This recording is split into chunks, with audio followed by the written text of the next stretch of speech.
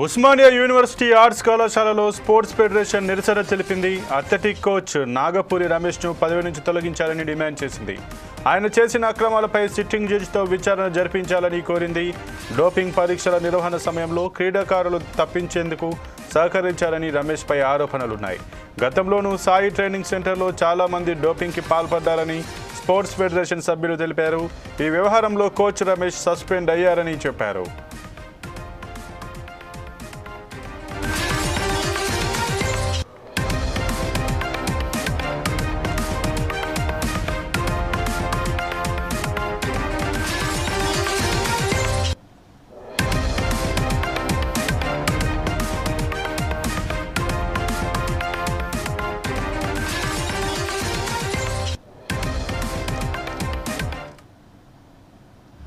ఈ డోపింగ్ అనే విషయం గురించి మన హైదరాబాదు సాయి ట్రైనింగ్ సెంటర్లో చాలా మంది అథ్లెట్లు డోపింగ్కి పాల్పడి అదేవిధంగా కోచ్ నాగపూర్ రమేష్ గారు కూడా ఈరోజు సస్పెండ్ కావడం జరిగింది.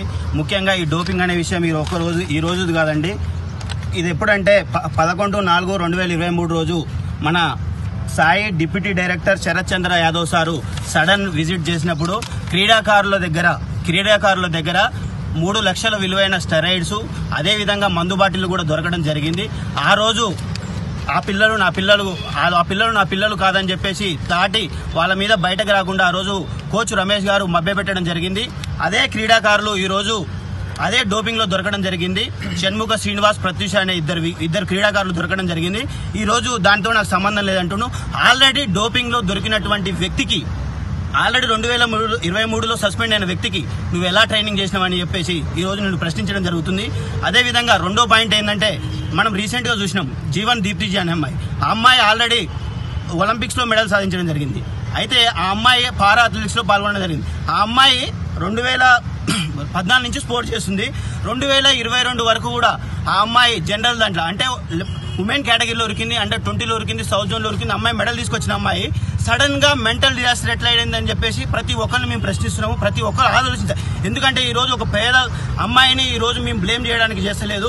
ఎందుకంటే నాగపూర్ రమేష్ లాంటి చీడ పురుగులు అనే వాళ్ళు స్పోర్ట్స్ ని ఎంత భ్రష్టు పట్టిస్తున్నారనే విషయం తెలంగాణ సమాజం, భారతదేశ ప్రభుత్వం అందరూ కూడా అబ్జర్వ్ చేయాలి.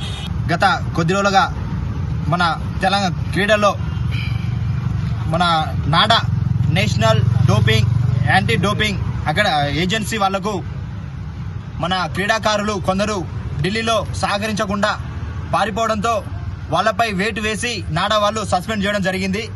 దీనికి కోచ్ అయినటువంటి నాగపూర్ రమేష్ గారు సహకరించినటువంటి అతన్ని సస్పెండ్ చేయడం జరిగింది. ఆయనను వెంటనే